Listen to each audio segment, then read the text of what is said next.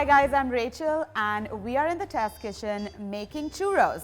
Everybody loves churros. They're such a popular dessert or breakfast option, and I thought it would be fun to do a little spin on them, and that's why we're going to make them chai spiced. We're going to toss them in a chai spice sugar and then dip them in a delicious chocolate ganache. So they're very easy to make. Let's start.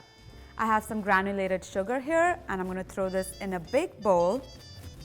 Add the chai spice mixture and a little bit of salt. And we're doing this in a big bowl because we're going to need this to toss our churros, so you want to make sure that the bowl is big enough to hold all of them. So let's give this a good mix and set it aside. I have some chai spice here. I like making my own, and if you want this particular recipe, you can refer to our chai spiced muffin recipe on the feedfeed.com. But if you don't have time, feel free to just buy ready-made ones. There are some good brands out there. So let's add this to our flour. A little bit of salt. I'm gonna fluff all this using a fork. The base uses a really simple choux dough, and I'm gonna start by heating up some milk, some vanilla, butter,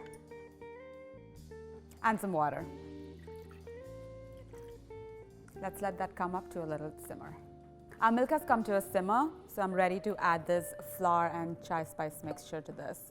So you want to work a little faster here using a wooden spoon.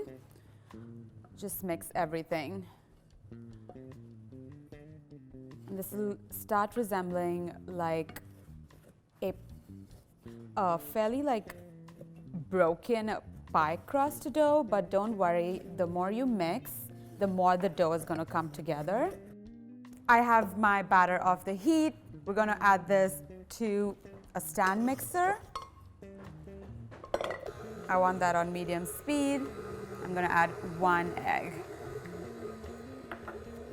The egg's going to help bind everything together nicely, and beating it in there is also going to help develop the gluten in the flour. So I've stopped the stand mixer.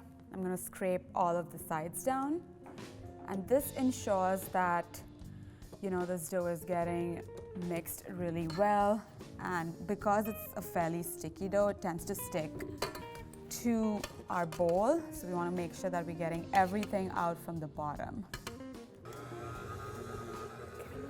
We're going to let that beat for about 5 to 6 minutes, and the dough is going to get nice and shiny on the top. That's how we know it is ready for our churro maker. While our dough is beating, let's go ahead and cut some chocolate for the chocolate sauce. So I have dark chocolate here, and I tend to prefer that, but if you're somebody who likes milk chocolate, you can use that. Just remember that it's going to make the end result way more sweeter than this, just because there's more sugar in milk chocolate. Add it to a bowl. I have a little bit of coconut oil here, so add that in there. We're going to buzz this in the microwave in 15-second intervals till this is melted and we have a nice shiny chocolate sauce. Our dough is nice and shiny, so let's get it out of this stand mixer. So very easy to handle dough. So as you can see, if you come closer and look at the surface, it is shiny, and that's what you want. And it's a little bit stretchy, so that's a good sign. This is a Churro Maker. I love this device, it's pretty cool. And I'm using their biggest size star tip. But if you don't have this or you don't want to invest in one, just use a regular pastry bag and put like a star piping tip on top and go for it. I'm gonna add this dough to our Churro Maker. I like to add it in parts just so that I don't overfill it. Press down. You want to leave enough space on the top just to make sure that it closes properly. All right.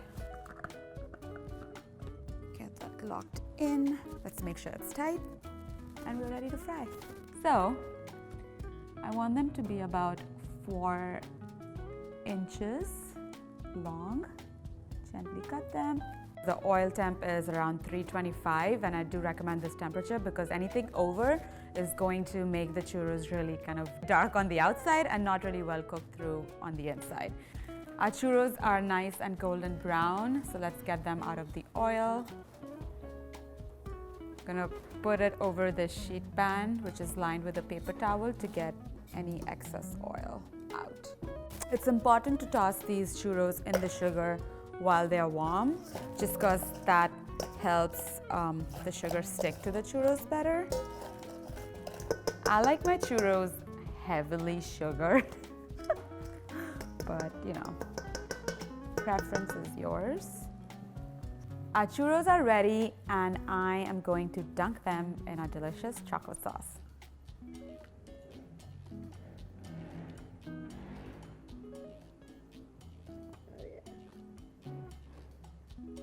Delicious.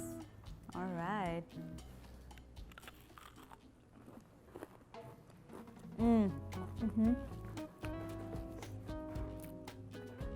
They're so good.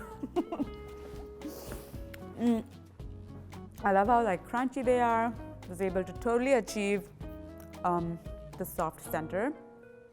The chai spice comes through beautifully, and the dark chocolate just adds like another layer of decadence to this dessert. I love it.